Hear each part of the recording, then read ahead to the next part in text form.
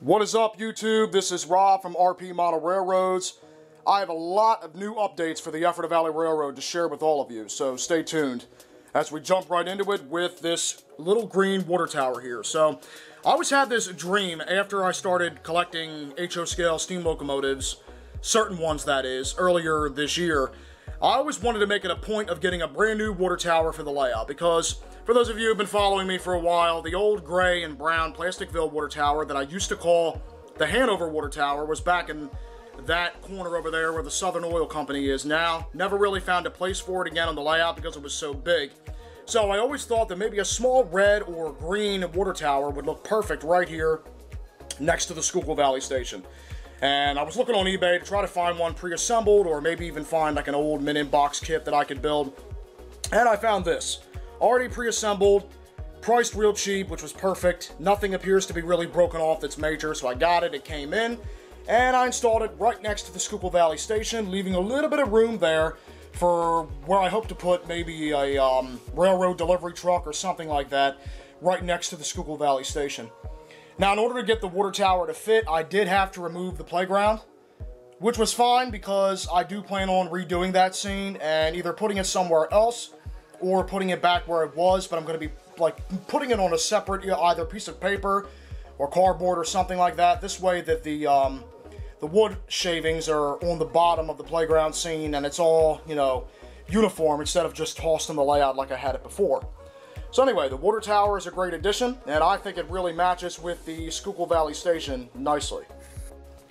The next major thing I did was decide to give the construction site a big overhaul. So I removed all the construction vehicles from the layout here because obviously I didn't glue them down, which I did on purpose. And then I actually had this, I believe it was called Earth Turf or something like that, made by Woodland Scenics that I never really used. I think I got it along with a bunch of other stuff for free not too long ago. So I took a better look at it. It looked pretty cool, so I decided to sprinkle it down, and it, man, really did it. It brought this construction scene to life. It looks like dirt, which you'd see at a construction site as they're working on the buildings, etc., before they pave the ground in many cases, and it really brought, in my opinion, the three houses under construction to life. And then I just blew the dust off the construction vehicles, because yes, they were dusty. They haven't moved in, well, the years I put them here. It's been a while. And then put them back where they were. And in my opinion, the dirt, earth cover, whatever the official term of it is, from Woodland Scenics really brought this scene to life. I also removed the Woodland Scenics clump foliage, like bushes that I had in front of the construction site because I was getting kind of tired of two things. A, whenever there would be a train derailment, the train would knock the pieces of Scenics all over the place, and B, it just kind of hid the construction vehicle. So I removed that, and then left the black ballast stone, or sand if you will, where it is, and then had the dirt come up to meet it, which in my opinion just looks way better, and it makes the construction site look more open like it should be.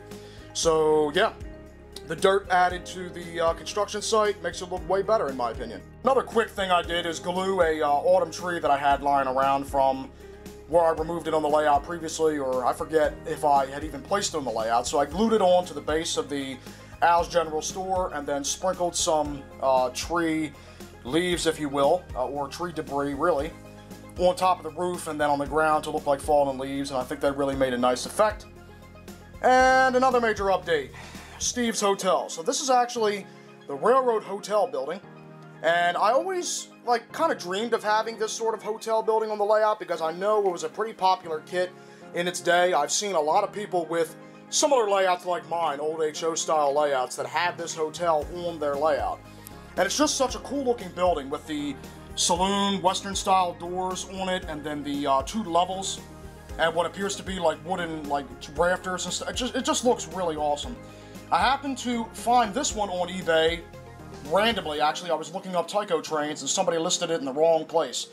And yeah, this thing was already pre-built, and it, unlike a lot of others where they're missing details and stuff over time because they're used and abused, this one still has the water tower on top, and whoever built this thing put on labels for Steve's Hotel rather than Railroad Hotel like most people do it, which I think was pretty cool. And also the original builder installed the plastic glass, which is always cumbersome to install. I normally don't do it whenever I build kits, which I really should. But in my opinion, it really brought this hotel to life and made it look more realistic. So I removed the strip of 3 cardboard-looking stores that were here, put this building on, which already looks way better and matches with the rest of the town, put down some black ballast sand before I put the building down, and then glued 2 autumn trees back here to kind of separate the private driveway of the house there from Steve's hotel. And in my opinion, it looks really good. I also added some more cars to the layout. As you can see, one's pulling into the hotel parking lot, and I moved 2 others back here, and I think I put another blue car there and a blue car there to make the streets a little bit busier. Some old Tyco cars there and lifelike, which in my opinion make the streets look way better. But many of you may be wondering if I'm going to be adding another house. The question is, it's still up in the air. If I can get a different colored house that's maybe blue or something like that, I think blue would look really cool. That is the same size as this house here, which again, I don't know the official names of these kits offhand, but I know exactly what I'm looking for. It's like a country style house. Then I'll just jimmy these houses down, make their driveways a little bit smaller, and fit the blue house right there on the end, right next to the hotel. So that's still up in the air, and if I can get that house, I'll certainly do that. And by the way, I will be adding chimney smoke to all of these buildings sooner or later. When I do that, I'll probably give you guys a quick update. But I didn't decide to do it in this video because I already had quite a bit to share. Another thing I did was glue together some white Atlas fence, as you can see, that goes around the 3 sides of the firehouse. I glued it together and then put it down on the layout. It's not glued to the layout itself, like a lot of other things here, which is fine, because if I ever want to change it in the future, I can. I thought the white fence would be a nice addition to kind of match with the rest of the firehouse, the white doors, white windows, etc. And in my opinion, it turned out pretty nice. Now, as far as the small country gas station, you guys probably remembered that this is where I plan to put a junkyard. I still can do that. I haven't really decided what I'm going to be doing, but I do want the small country gas station somewhere. So I'll either be putting the gas station over there next to the water tower, right by the donut shop, which I actually had the space for there. I just thought about it on camera. Rather than putting the playground there, which I may do, and I might put the playground somewhere else. But yeah, that's still up in the air for now.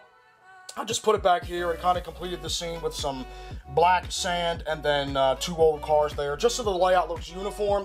And then if I ever want to change anything in the future, which I probably will, everything will just easily flow, and I'll still be able to take videos and everything without the layout looking bare.